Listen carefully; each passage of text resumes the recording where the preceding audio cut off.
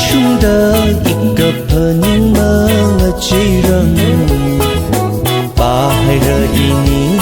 juga majuna Ungshung laksada nana twingashi lasai Ke aze tui hao ili no tapuda Kisana ili hiya cho ngờ sơ ông shung hai lê la nơ cơ panin la dong cái ta cha rư hân thủy mi lâu mà si chính vì hao về chân y cơ panin la mấy shung ấy ya nơ mang đi cơ panin chuột này Malaysia iya iya chuột này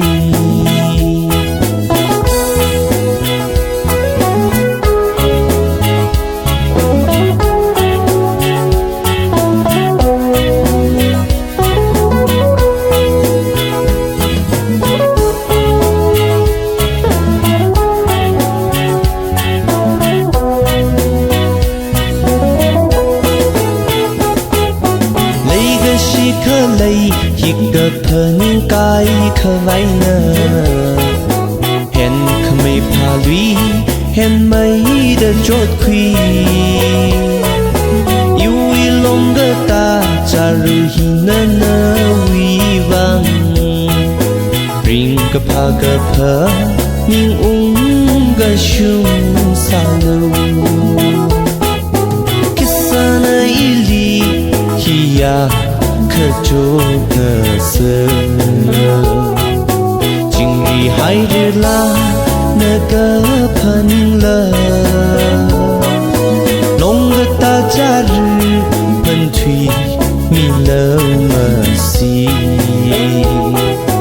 chính vì hao gật chân y cơ phân lơ mấy shung y ya nơ mang đi cơ panin chuột này rin iya iya chuột này